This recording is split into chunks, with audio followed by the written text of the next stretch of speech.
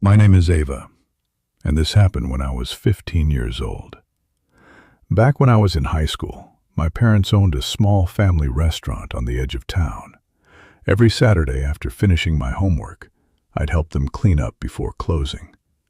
Most of the time, I carried supplies back and forth to a small storage room behind the restaurant.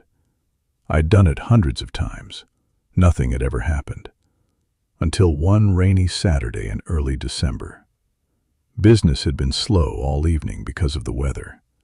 Around 8:30, my dad handed me a box of soda bottles. "Can you take this to the storage room?" he asked. "Sure."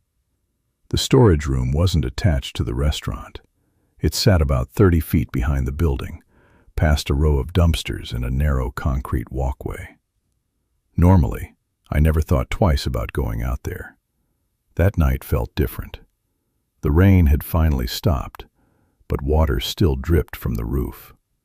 A cold wind swept through the alley as I unlocked the storage room door. Before I stepped inside, I froze. The light was already on. I stared at it for a second. I was almost certain Dad had turned it off before dinner. "Mom?"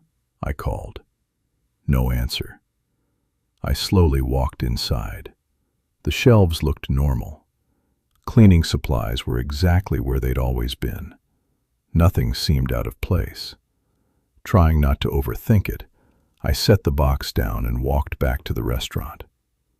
A few minutes later, Dad handed me another box. As I stepped outside again, the storage room was completely dark. I stopped walking. I knew I hadn't turned the light off. For a moment, I just stood there, staring at the open doorway. A chill crept through my body. Finally, I walked over and switched the light back on. Everything looked exactly the same.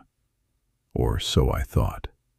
As I placed the second box on the shelf, I noticed something on the floor. Fresh, muddy footprints. They hadn't been there a few minutes earlier. They started near the back window and disappeared behind a stack of folded chairs. My heart began beating faster. Maybe Dad had come in after me. Maybe one of the cooks had. That's what I kept telling myself. Then, a soft metallic clink echoed somewhere behind the chairs. It sounded like someone had accidentally dropped a set of keys. I looked toward the sound. Nothing. "Hello?" I called. Silence.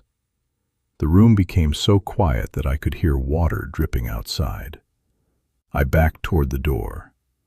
Just as I reached it, the storage room door slowly creaked shut behind me. I spun around. The wind. It had to be the wind. I grabbed the handle and pulled the door back open. The moment I turned around again, one of the muddy footprints had changed. It was closer. I couldn't remember seeing it that near before. I stared at it. Then I heard breathing. Very slow, very quiet. Somewhere behind the stacked chairs. Every muscle in my body locked up. The breathing stopped. So did mine. For several long seconds, neither of us moved. I took one careful step backward. The breathing started again. Closer this time. Then another sound. A chair scraped lightly across the concrete floor. Not enough to fall over. Just enough to move. Someone was behind it, watching me. I didn't wait to find out who. I turned and ran for the door. Just as I reached it, a chair crashed to the floor behind me. The sound exploded through the tiny room. I sprinted across the wet alley and burst through the restaurant's back door so fast that I nearly slipped. Dad looked up immediately. "Ava, what happened?" Barely able to breathe, I told him everything. Without saying a word, he grabbed a flashlight from behind the counter. One of the cooks picked up a heavy broom and followed him outside. I stood at the back window, watching the beam of the flashlight move through the storage room. For almost a minute, nothing happened. Then I saw Dad suddenly shine the flashlight toward the back corner. "Hey!" he shouted. A loud bang echoed through the alley. Someone had just forced open the small window near the ceiling. By the time Dad reached it, the person was already gone. The police arrived less than 20 minutes later. They found muddy footprints beneath the broken window and fingerprints on one of the shelves. Whoever had been hiding inside had climbed into the storage room to stay out of the rain, and had remained there while I walked in. The officers never identified the person.